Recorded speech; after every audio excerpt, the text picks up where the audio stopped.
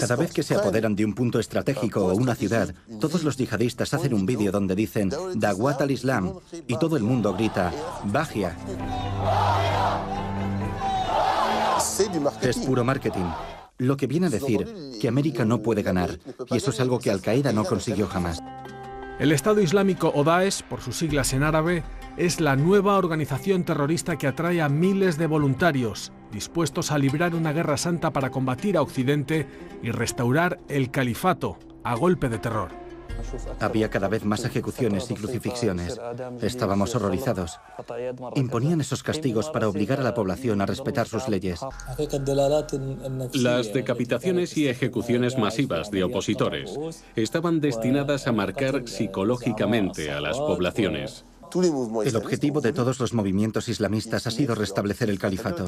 Y el único que ha conseguido hacerse con un territorio y restablecer el califato en poco tiempo ha sido el Estado Islámico.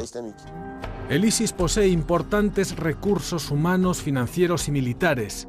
Controla en la actualidad un territorio equivalente a la mitad de la superficie de Francia, situado entre Siria e Irak, en el que viven 10 millones de personas bajo la más estricta ley de la Sharia.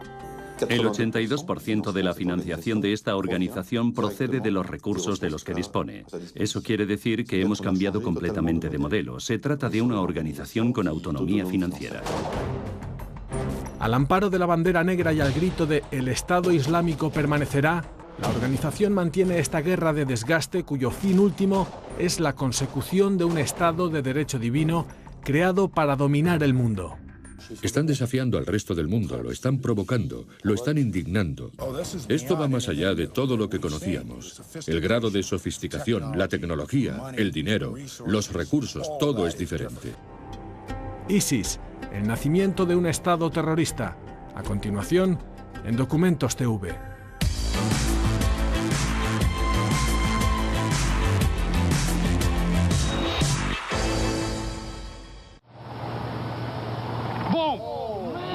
Es un ataque terrorista. Sí, es un ataque terrorista.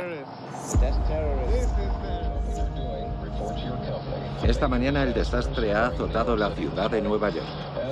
Los americanos se están preguntando quién ha atacado a nuestro país.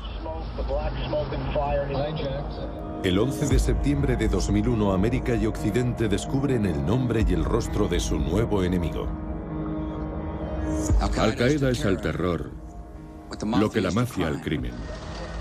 La única manera de derrotar el terrorismo es frenándolo, eliminándolo, destruyéndolo de raíz.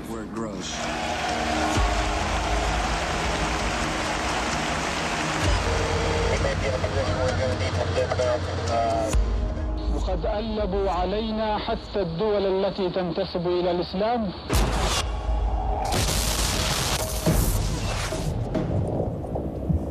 Trece años más tarde, Al-Qaeda y Bin Laden han sido desbancados por una amenaza desconocida.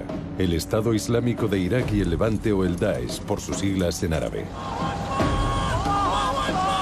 La ambición de los terroristas ha madurado. Ya no se trata solo de atacar a Occidente, sino de construir un Estado. قد من الله تبارك وتعالى عليهم بنصر وفتح ومكن لهم بعد سنين طويلة من الجهاد والصبر.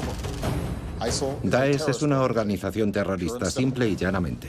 Nuestro objetivo está claro: combatirlos y, en última instancia, destruirlos.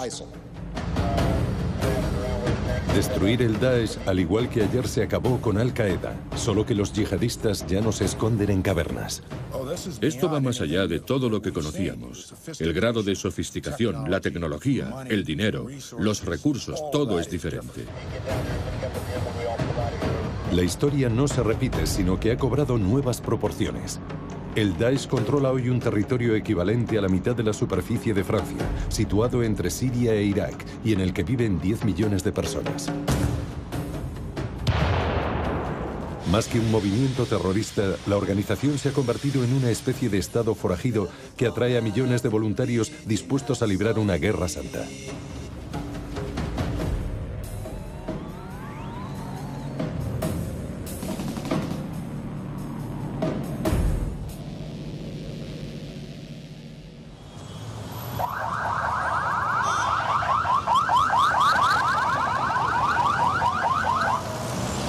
Bagdad, una ciudad agotada tras 13 años de guerra. Desde la invasión estadounidense y la caída de Saddam Hussein, la capital de Irak vive sumida en el caos y la violencia.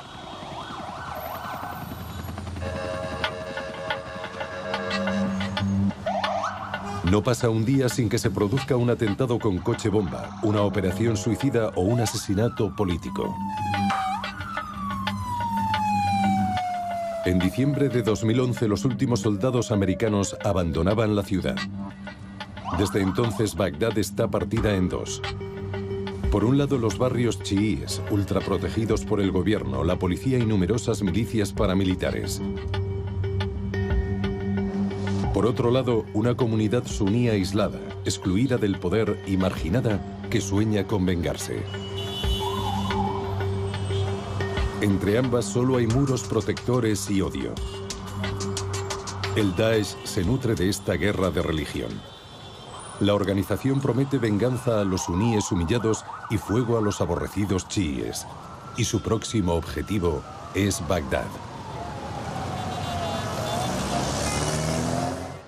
Existen numerosas células clandestinas del Daesh en todo Irak.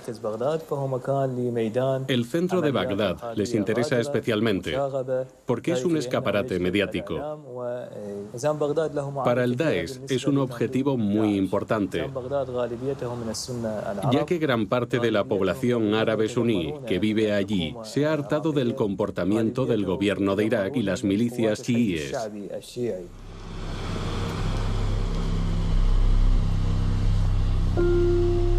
Hisham al-Hashimi es un hombre cercano a los servicios de inteligencia iraquíes.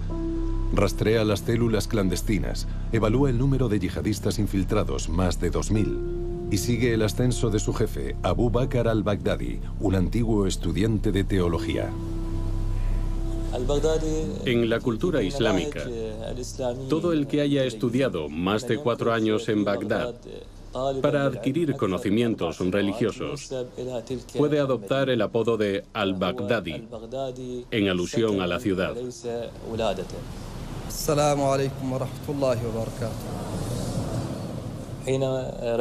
Se fue de Samarra para venir a estudiar la ley islámica, la Sharia, en Bagdad.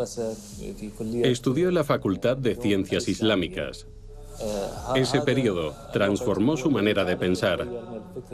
Al principio simpatizaba con los hermanos musulmanes, pero acabó adoptando la ideología salafista.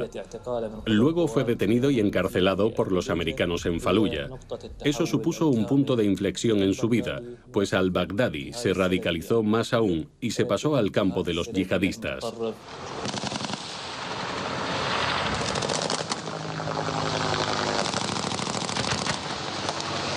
Como la mayoría de los dirigentes de la organización, al-Baghdadi se forma junto a los insurgentes suníes que han declarado la guerra al ocupante americano en 2003. Es detenido y encarcelado durante 6 meses en Campo Buca, una prisión militar estadounidense situada en Irak. Esa prisión se convirtió en una especie de academia yihadista. Al principio, al-Baghdadi no estaba influenciado por el pensamiento de Al-Qaeda. Pero tras los barrotes, conoció a muchos líderes extremistas que lo adoctrinaron. Cuando salió, se puso en contacto con un primo, que lo llevó a jurar lealtad oficialmente a Al-Qaeda. En Campo Buca, al-Baghdadi no solo es reclutado por Al-Qaeda. También entra en contacto con antiguos oficiales de Saddam encarcelados. Entre esos dos grupos radicalmente opuestos nace una alianza contra el enemigo común, los americanos, y su aliado, el gobierno chií. Este pacto es el origen de la creación del Daesh. 17 de los 25 dirigentes actuales de la organización se conocieron en aquella época tras las alambradas estadounidenses. En la corriente yihadista es muy difícil llegar a un cargo de responsabilidad sin haber pasado antes por la cárcel, porque es donde un hombre puede demostrar lo que vale. Quien aguanta, quien resiste más o menos a las torturas, quien conserva sus ideales.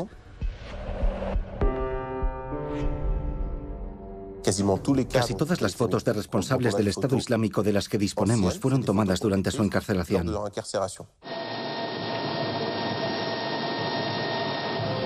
Cuando los estadounidenses abandonaron definitivamente Irak, Al-Qaeda había sido borrada prácticamente del mapa iraquí.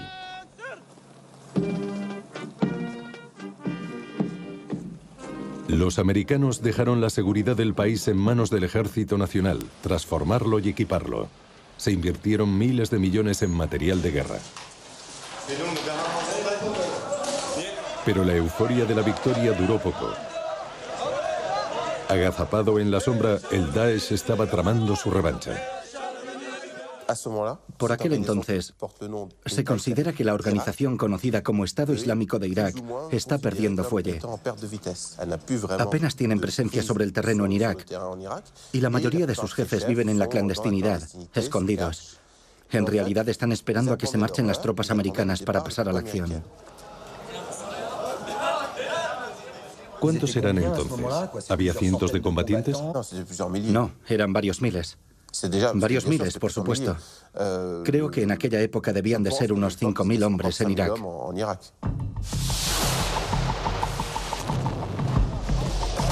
Cuando estalla la guerra civil en Siria, el Daesh no es más que un germen del terrorismo. Durante el verano de 2011, su jefe, al-Baghdadi, decide abrir allí una rama de su organización. Escoge actuar de manera encubierta y envía a unos cuantos cientos de yihadistas a luchar con otro nombre, el Frente al-Nusra. Su misión, enfrentarse al ejército de Bashar al-Assad, pero sobre todo imponerse por encima de las múltiples facciones rivales que forman la oposición. Este estudiante sirio se instaló en la clandestinidad nada más declararse la guerra civil. Un día vio llegar a los combatientes del Daesh a su ciudad, Raqqa. Al principio pensábamos que venían a ayudarnos en la lucha contra el régimen de al-Assad, a participar en la victoria de la revolución. Eran tan solo unos 15 hombres. Empezaron a nombrar a una serie de personalidades locales en cargos importantes. Su objetivo era ganarse la confianza de la población. También ofrecían dinero a personalidades de Raqqa por hacer de informadores. Y a los que se negaban a colaborar, los mataban. Al cabo de un año, el Daesh se convierte en la marca del terror. Su organización militar, sus considerables medios financieros y su crueldad ayudan a forjar su reputación. Su discurso ha cambiado. Ya no se trata de combatir a Bashar al-Assad, sino de imponer la Sharia, la ley islámica, en los territorios conquistados. El giro se produce en julio de 2012 con la caída de la frontera con Turquía. A partir de ese momento, las puertas están abiertas de par en par y todos los yihadistas extranjeros pueden entrar en Siria y, naturalmente, unirse al Frente al-Nusra, el grupo yihadista. No se unen a los grupos moderados, ni siquiera a los salafistas nacionalistas.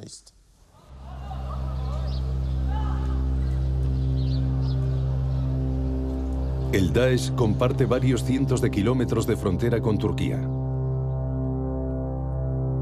En estos últimos 2 años, la ciudad de Gaziantep ha servido de base de retaguardia para los voluntarios, deseosos de adherirse a la organización. Esta ha acogido en sus redes a los jóvenes combatientes que venían a luchar por primera vez. Muchos procedían del Magreb y de Europa. Entre ellos había 3.000 tunecinos, 2.000 marroquíes y 1 millar de franceses guiados por profesionales de la yihad que ya habían combatido bajo la bandera de Al-Qaeda. Este hombre es un traficante sirio instalado en Turquía. Ha vendido armas y documentación falsa a unos mercenarios chechenos que venían a alistarse en la legión extranjera del Daesh. Intimidaban, con sus barbas y sus cráneos afeitados. Llevaban túnicas. Eran combatientes curtidos. La mayoría tenía más de 25 años, quizá 30 o 35. Había uno incluso al que le faltaba un brazo. ¿Tenían mucho dinero? Sí, eran ricos. Y estaban dispuestos a pagar el precio que les pedíamos. No regateaban. Habían venido a hacer la yihad. ¿Y pagaban en efectivo? Pagaban en efectivo y por adelantado. Pagaron unos 100.000 o 105.000 dólares. Nos aseguraron que no pertenecían al Daesh para tranquilizarnos. Pero más tarde nos dimos cuenta de que era mentira. ¿Es peligroso trabajar con ellos? A la mínima te expones a que te decapiten. No hay forma de negociar con ellos.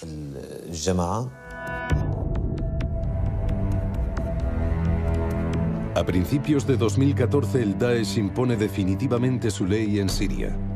Tras 2 años de guerra, la organización ha eliminado a sus rivales y se ha labrado una reputación más allá de sus fronteras. Gracias a una temible campaña de comunicación, sus dirigentes seducen a los jóvenes suníes decepcionados con el fracaso de las primaveras árabes y dejan en ridículo a Al-Qaeda, la marca de referencia de la galaxia yihadista.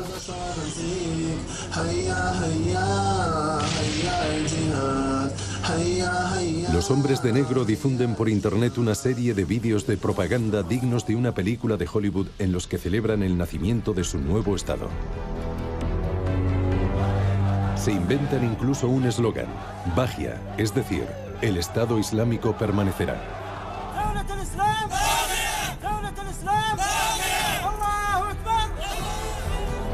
Un eslogan de campaña comparable al Yes We Can de Barack Obama. Cada vez que se apoderan de un punto estratégico o una ciudad, todos los yihadistas hacen un vídeo donde dicen Dawat al-Islam y todo el mundo grita Bajia. Todo empezó con un vídeo del Estado Islámico y ahora lo utiliza todo el mundo. Lo utilizan los yihadistas de Túnez en sus manifestaciones, los libios en Trípoli. Se ha convertido en un grito de guerra.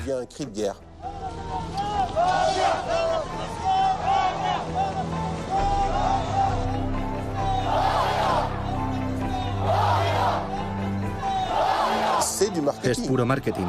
Detrás de su discurso está la idea de que, aunque acaben volviendo a la clandestinidad, debilitados, el Estado Islámico permanecerá.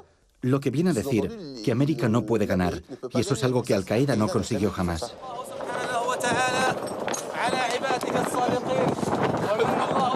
Cuando el Daesh planta su bandera negra en la ciudad siria de Raqqa e instala allí su cuartel general, la organización muestra su verdadero rostro. El de una dictadura que se ha propuesto resucitar a tiros la edad de oro de la civilización árabe.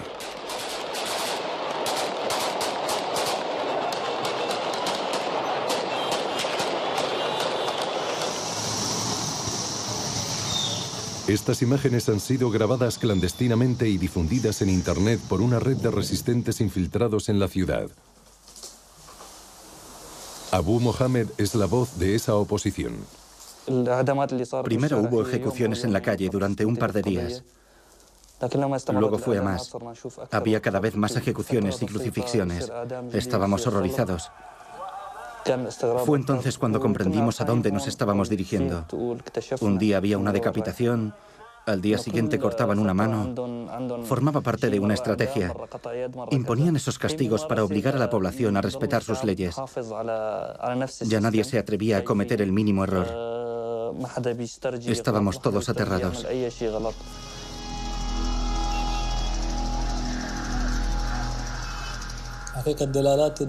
Las decapitaciones y ejecuciones masivas de opositores estaban destinadas a marcar psicológicamente a las poblaciones. Es lo que les ha permitido alzarse con tantas victorias sobre el terreno.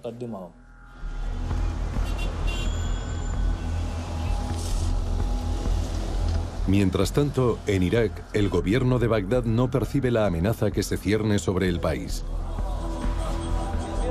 Y eso que los yihadistas lo han anunciado. Se han propuesto derrocar a los chiíes y exterminarlos.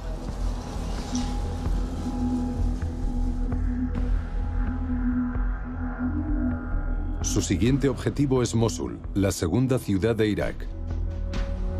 De unos años a esta parte, han estado realizando numerosos acercamientos a las tribus suníes locales y a los antiguos oficiales del ejército de Saddam refugiados en la región. Ayer compartían celda en las cárceles americanas. Hoy aborrecen al mismo enemigo, el gobierno de Bagdad. Y sellan una alianza para conquistar Mosul. El gobernador de la provincia asiste impotente a la caída de su ciudad en el espacio de unas horas, como una fruta podrida por dentro. Los habitantes de Mosul no pensaban que estaban siendo atacados por las fuerzas del Daesh, sino por los distintos grupos de la oposición, en particular los antiguos oficiales de Saddam. Y como pensaban que se trataba de un gran número de facciones armadas, no ofrecieron resistencia. Al contrario, los recibieron con los brazos abiertos. Esto quiere decir que estaban ya fuertemente implantados en la región, que tenían cómplices en la policía local, que tenían cómplices en el ejército y que había una parte de la burguesía local que los apoyaba.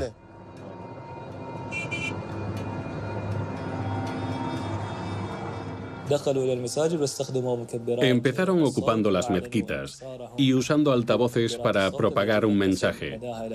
Victoria. Se pudo oír a 2 kilómetros a la redonda. Solo en el barrio de Sahel al-Ayman hay una decena de mezquitas y en toda la ciudad habrá unas 100.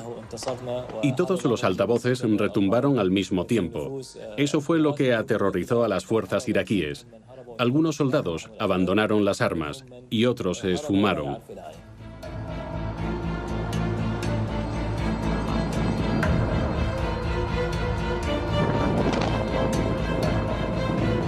La historia recordará que ese día unos pocos miles de yihadistas derrotaron a un ejército regular de 50.000 hombres prácticamente sin abrir fuego.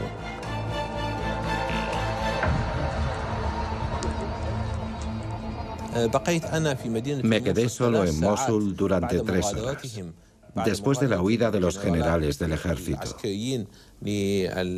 Cuando me fui, no quedaba un solo soldado ni un solo policía en la ciudad.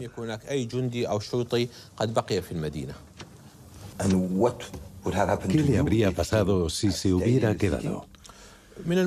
Habrían tratado de asesinarme, estoy seguro. Yo era un objetivo prioritario para el Daesh.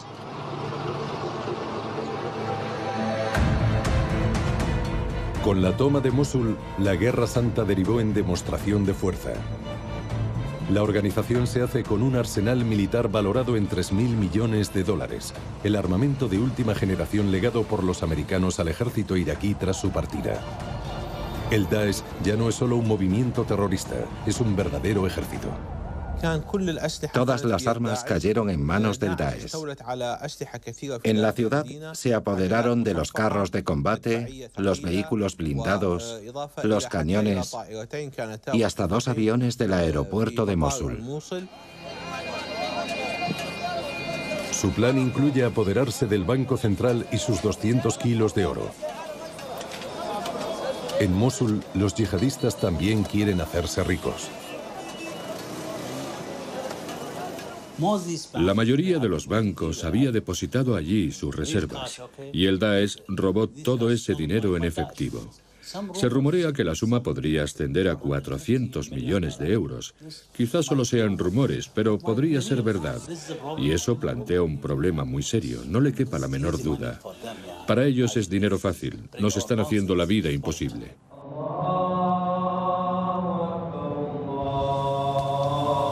En la gran mezquita, al-Baghdadi desvela su proyecto político, restablecer el califato, abolido hace aproximadamente un siglo.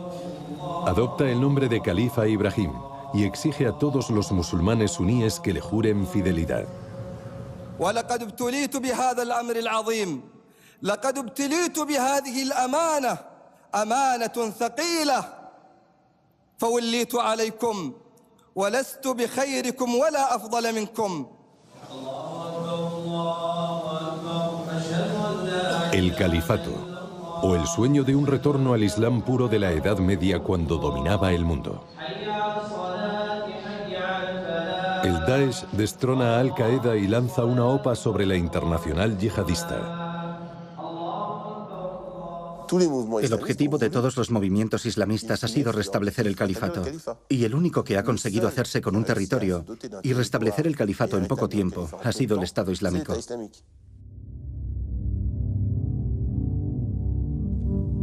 El primer gesto del autoproclamado comandante de los fieles: destruir la frontera entre Siria e Irak, símbolo de la colonización. Un desafío dirigido a toda la comunidad internacional. Abu Bakr al-Baghdadi used to say he's the breaker of barriers. Inshallah, we'll break the barrier of Iraq, Jordan, Lebanon, all the countries, inshallah, until we reach Quds, inshallah. It's the first barriers of many barriers we will break, inshallah.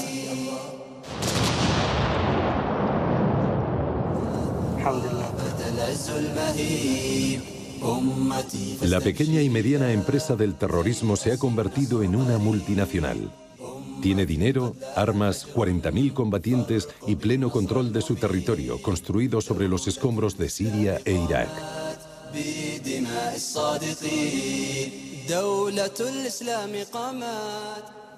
El proyecto de reconstruir un califato supone una especie de transgresión increíble, un desafío absolutamente colosal a los estados suníes clásicos, surgidos tras la descomposición del Imperio Otomano.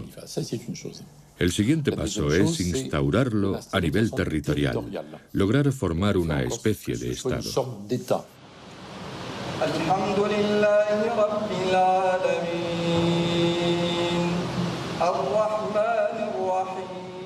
Hay que comprender una cosa. En Occidente y en particular en Europa, se considera la Edad Media como un periodo oscuro, un antimodelo. Sin embargo, en el mundo musulmán, la Edad Media es la Edad de Oro. Y quieren regresar a la Edad Media porque para ellos fue la Edad de Oro de su civilización.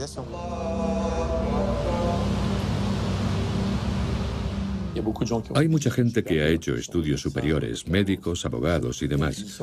Están desorientados, totalmente desesperados. Se ven superados por la globalización a la americana, o al menos la visión extremadamente perturbadora que tienen de ella. Hay una pérdida de referentes que los vuelve más sugestionables, como pasó con los movimientos extremistas o fascistas en la Europa del siglo pasado.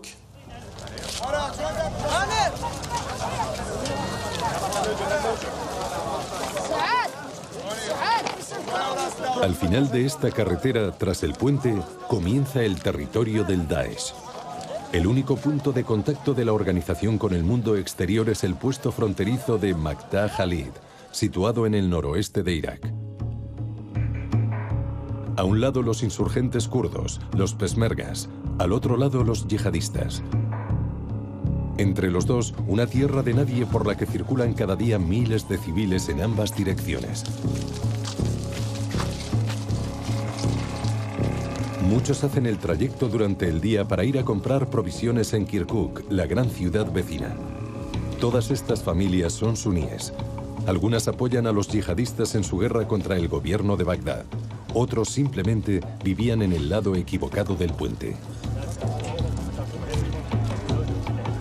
A las puertas del terror se cierne la sombra del Daesh. La zona está plagada de espías. Las miradas se hacen huidizas. Los rostros se cierran. Las palabras son escasas. Esta pareja está volviendo a su domicilio en pleno corazón del califato. ¿Cuál es la situación? Lo mismo de siempre. Sale la luna y luego sale el sol. ¿Y el Daesh? El Daesh no va con nosotros. Cada cual a lo suyo.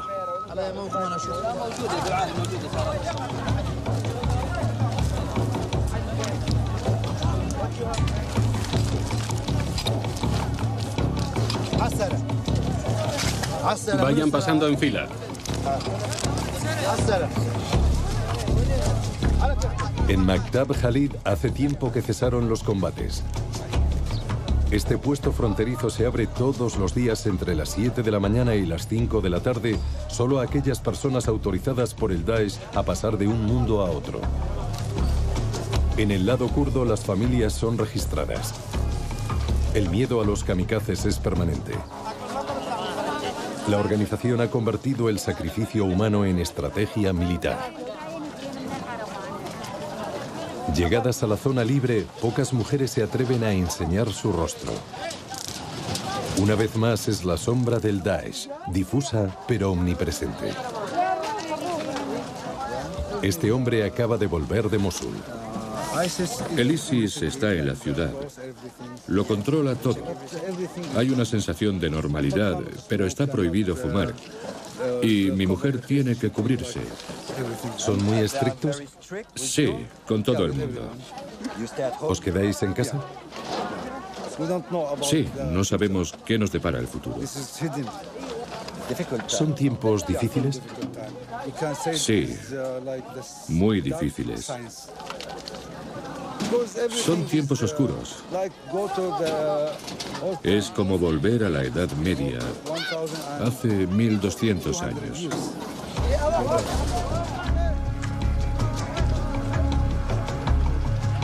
Estos iraquíes que vuelven al otro lado de la frontera viven hoy en un país extraño y enemigo. El Daesh ha ganado su apuesta: imponer su autoridad sobre los 10 millones de suníes que viven en su territorio.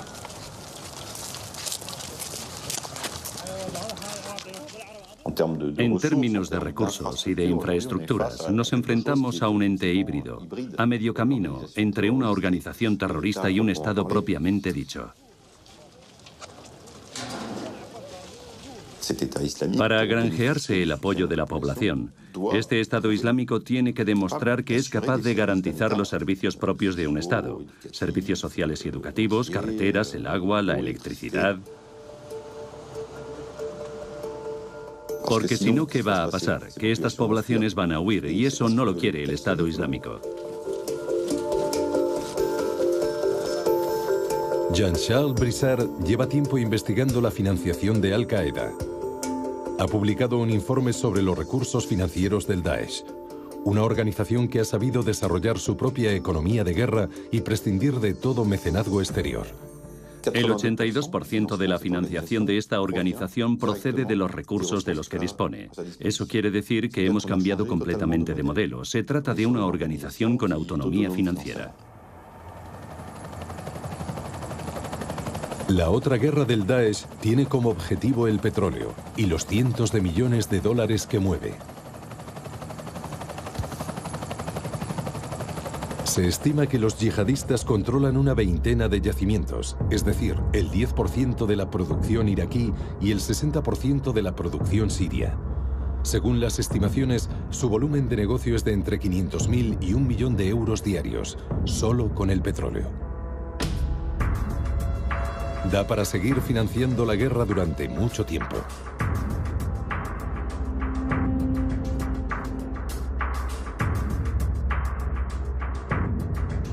El yacimiento de Ain Salah, al norte de Irak, en territorio kurdo, es uno de los más antiguos del país.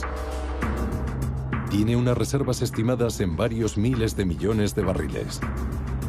Los yihadistas lo ocuparon durante varias semanas antes de destruir las instalaciones.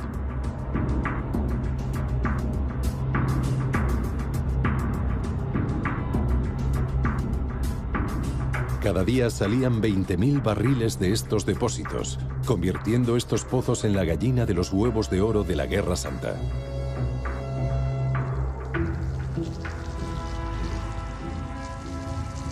Vengan a ver esto. Todo está lleno de petróleo. Todo eso es petróleo. Lo almacenaban en esa cisterna.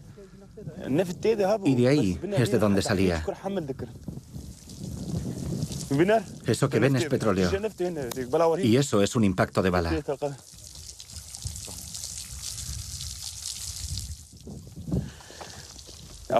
Le pegaron un tiro a la cisterna.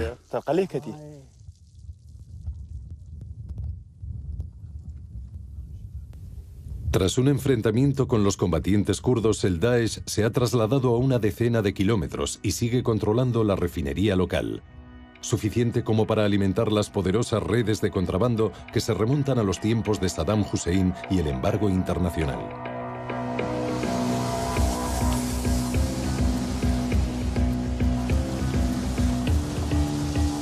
Los destinatarios principales de este oro negro clandestino son los traficantes iraquíes y kurdos que transportan sus cargamentos a Turquía disimulándolos entre sus exportaciones oficiales. El contrabando forma parte del modo de funcionamiento del Daesh. Hacen negocios con los traficantes en Turquía y otros sitios. Es muy peligroso, créanme. Ya antes del Daesh era muy difícil de controlar, pero con el Daesh el sistema se ha vuelto muy flexible y está consiguiendo burlar a nuestro gobierno.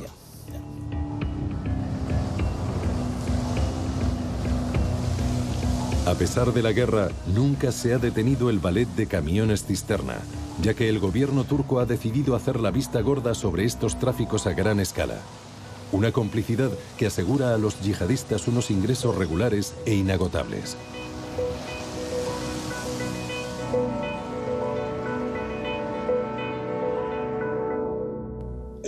¿Sabes cómo funciona el tráfico de petróleo? El tráfico de petróleo es un secreto a voces. ¿Y cómo funciona? Malvenden los barriles por 30 a 32 dólares. ¿Genera muchos beneficios? Conozco a alguien que trabaja con ellos. No voy a dar su nombre. Y me ha dicho que pueden llegar a ganar hasta 10 millones de dólares. ¿En un solo día? Sí, 10 millones de dólares al día, con un solo comprador. En cuanto se vende el petróleo a un intermediario, esté donde esté, se vuelve imposible determinar su origen. Imposible. Se convierte en un producto en el mercado internacional. Me pregunto si puede llegar al mercado occidental. Sí, hay crudo procedente de las explotaciones controladas por el Estado Islámico que se exporta a Turquía o Jordania. Actualmente, el Daesh controla al menos un 15% del PIB.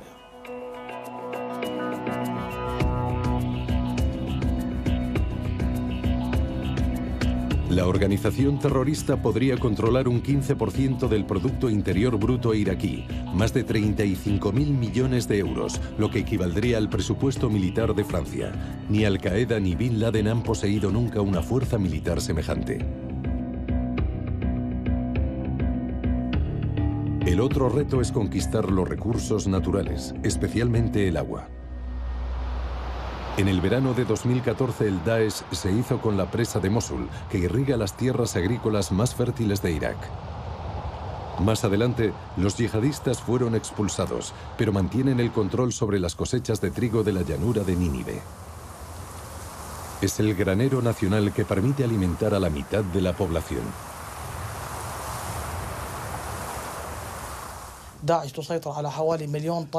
El Daesh requisó 1 millón de toneladas de trigo en Kirkuk. Lo trasladó en grandes cantidades a zonas seguras en Siria, como Raqqa o Deir ez-Zor, y comenzó a venderlo a bajo precio. En estos momentos es la estación del maíz. Estamos intentando reagrupar las cosechas que se encuentran al lado de las zonas controladas por el Daesh.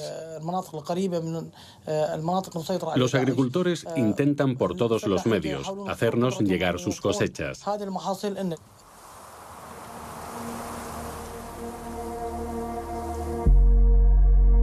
Además del petróleo y los recursos agrícolas, la región está plagada de riquezas naturales, como los yacimientos de gas o la segunda reserva mundial de fosfatos.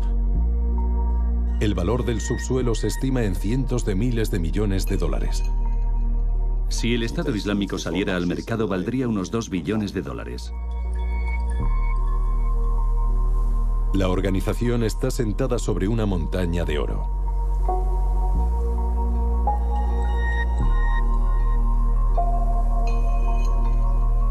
Desde un principio, sus dirigentes obedecen a una lógica económica. Diversifican sus fuentes de financiación y comercializan sus riquezas por debajo de los precios de mercado. El objetivo del califato es venderse como una alternativa creíble a los gobiernos corruptos de la región, como el país soñado para los suníes.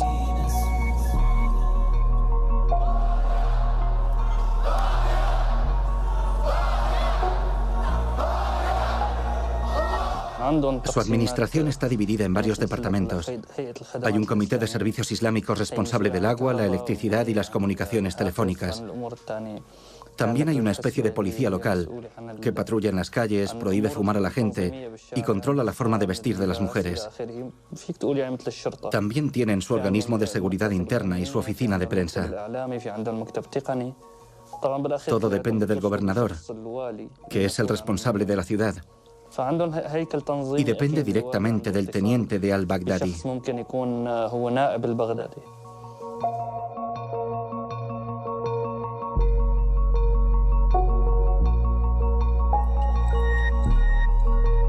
El Daesh se enfrenta a la responsabilidad del poder.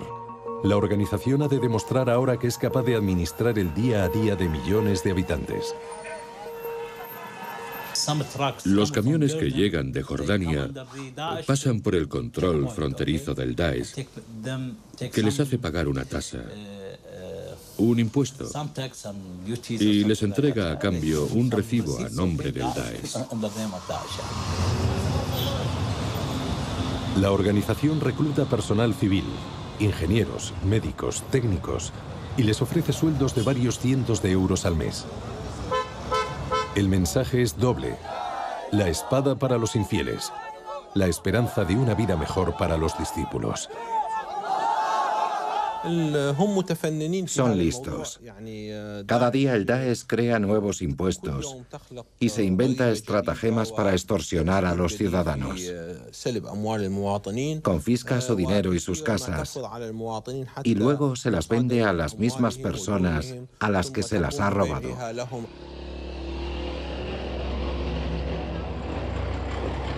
Lo interesante es que han mantenido la actividad de los bancos. Se estima que controlan unos 24 bancos a la vez en Irak y en Siria. Y lo más asombroso es que esos bancos siguen funcionando en estos momentos. Son bancos que efectúan transacciones internacionales. ¿Y no hay sanciones? Por ahora no.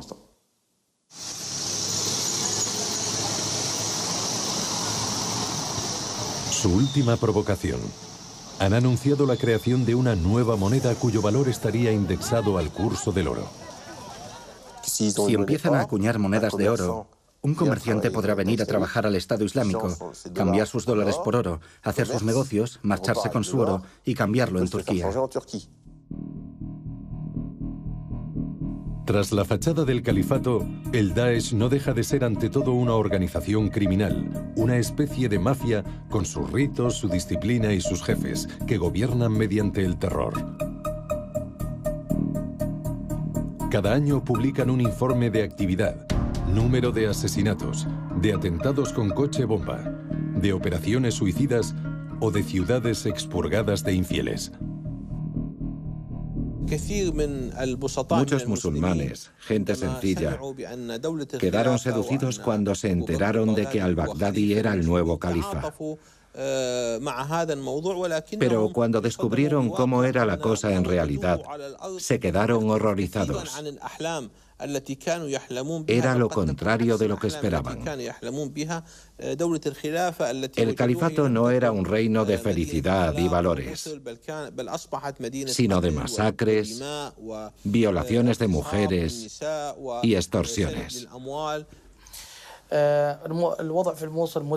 La situación en Mosul es muy difícil. El Daesh lo controla todo y masacra a los opositores. También matan a todo el que los critique. No admiten que nadie tenga una opinión diferente y llevan a cabo campañas de limpieza étnica a gran escala. Exterminan a los yazidíes, los kurdos, los chabakíes y los turcomanos. Esto es lo que ha quedado de una ciudad ocupada por los yihadistas del Daesh y reconquistada por los combatientes kurdos, los peshmergas. Solo se ha salvado la mezquita.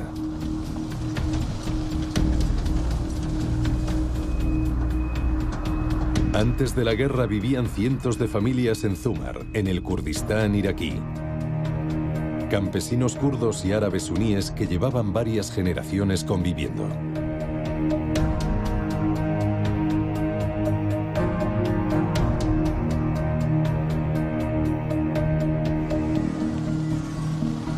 La ciudad acaba de ser liberada, pero aún vive bajo la amenaza de un regreso de los yihadistas.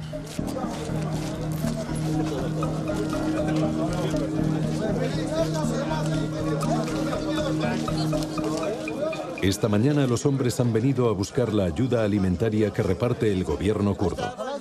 Mira, estoy en la lista.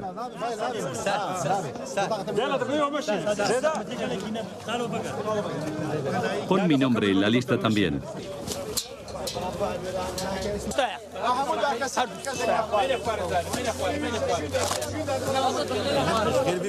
Dame un formulario. No, no. Es solo para las familias. Es la primera vez que se permite volver a la ciudad a los civiles. Entre ellos no hay ni un solo árabe. Algunos de los habitantes de Zumar ayudaron a los terroristas del Daesh. Cuando los peshmergas retomaron la ciudad, huyeron con ellos. ¿Se ve usted conviviendo de nuevo con los árabes en Zumar? Los que no han colaborado con el Daesh pueden volver, pero los otros han preferido huir.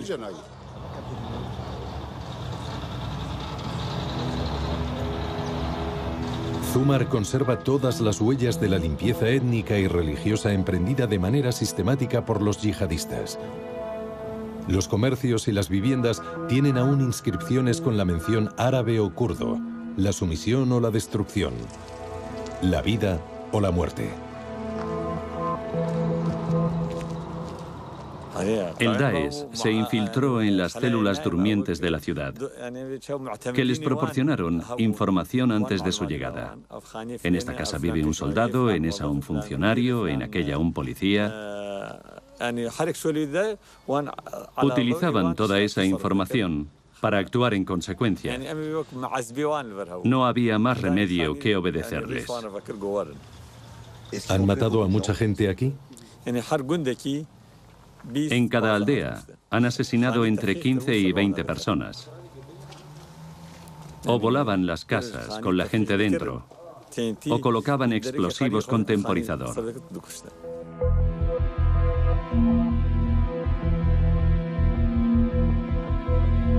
¿Pueden los yihadistas instalarse permanentemente en el corazón de Oriente Próximo? ¿Es compatible el sueño del califato con la práctica de la tierra quemada a gran escala? El Daesh parece una fuerza de destrucción incapaz de erigirse en fuerza de construcción. Hasta ahora la organización ha contado con el apoyo de las poblaciones suníes de Irak y Siria, abandonadas por sus gobiernos.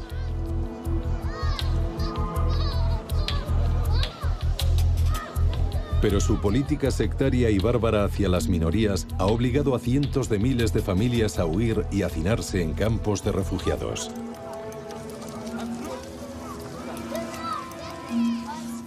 El Daesh no puede vencer.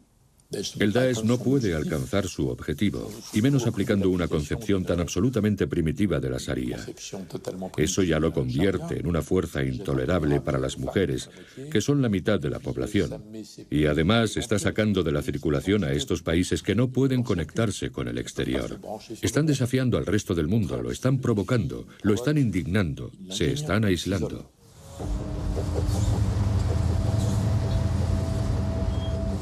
Se ven a sí mismos como un movimiento de resistencia. Se ven como la fuerza que ha expulsado a América. Se ven como los que han venido a salvar al pueblo sirio del régimen de Bashar al-Assad. Y se ven como el ejército de Dios sobre la tierra, puesto que están aplicando la ley islámica. ¿Cómo luchar contra el ejército del Daesh? ¿Es demasiado tarde para detener la dinámica de desintegración de los estados sirio e iraquí? No va a ser fácil erradicar un cáncer como el del Daesh. No se puede empezar la casa por el tejado. Todavía no tenemos una estrategia.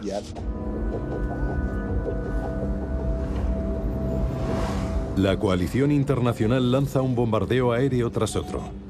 En tierra apoya a las fuerzas locales, los kurdos en el norte de Irak y los chiíes en el sur. Jurf al-Sakar, a 60 kilómetros de Bagdad, ha sido la primera región reconquistada por la milicia Badr, una de las principales fuerzas paramilitares chiíes.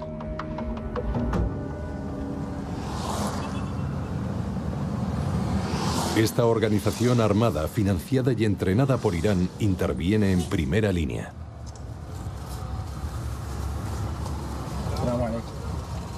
Milicianos chiíes contra kamikazes suníes. Sobre el terreno, la lucha contra los yihadistas ha tomado la forma de una guerra de religión.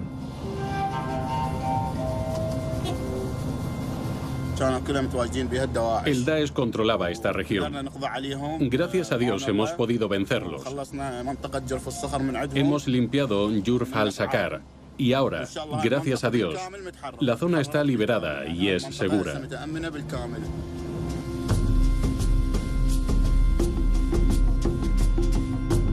Esta región es un bastión suní que acogió en su día a los combatientes del Daesh como a sus liberadores. Hoy está totalmente controlada por los chiíes. Aquí dispararon un obús contra nuestras fuerzas de seguridad.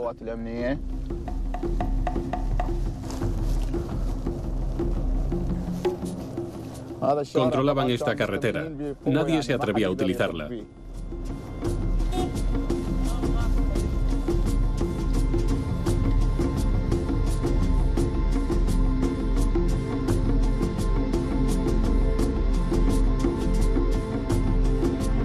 La guerra se lo ha llevado todo. Las granjas están destruidas.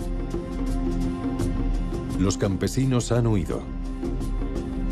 Hasta los animales han desertado de la zona.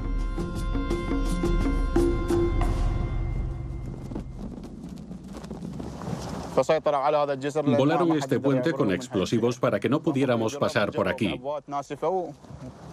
Están a tan solo una treintena de kilómetros. Pero no tenemos miedo. Al contrario, queremos combatirlos. Seguiremos hasta Mosul para expulsarlos de Irak. Nunca abandonaremos esta región. No vamos a dejarlos volver aquí.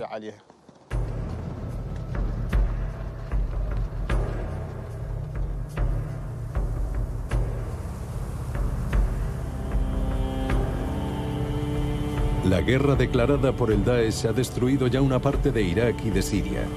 Ha causado decenas de miles de muertes y ha provocado dramáticos desplazamientos de poblaciones.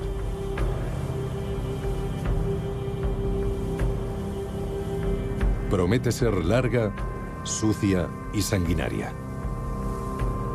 Pero la organización yihadista posee los medios humanos, militares y financieros para aguantar. Está librando una guerra de desgaste en las orillas del Éufrates. El primer objetivo, contenerlos, puede lograrse mediante una reacción militar, con ataques puntuales, con drones, con la acción de fuerzas especiales para que, en definitiva, el Daesh no ocupe Bagdad. Pero erradicarlos es otro cantar, porque la erradicación no puede ser únicamente militar. ¿Qué pondríamos luego en su lugar? Claramente, va a ser una lucha difícil y complicada, al menos desde el punto de vista financiero. ¿Más difícil que la lucha contra Al-Qaeda? Sí, desde luego. La nueva generación de terroristas se ha curtido en las guerras civiles iraquí y siria y pretende combatir en todos los frentes.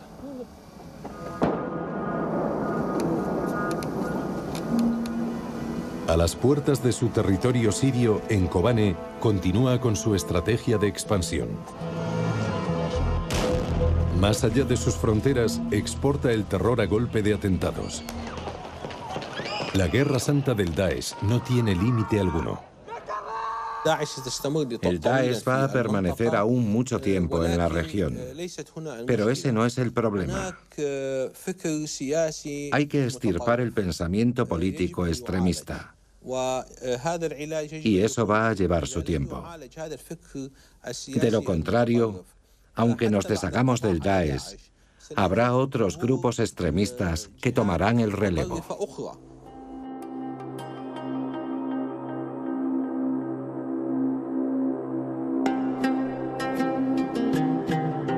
El Daesh es ya la marca internacional adoptada por los diferentes movimientos yihadistas.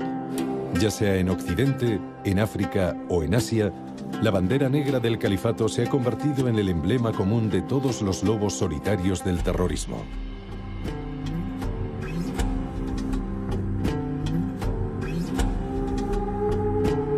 Inmersos en el caos, el odio y la propaganda, sueñan con ser la vanguardia de un nuevo Estado de Derecho divino creado para dominar el mundo. El terror también se ha globalizado.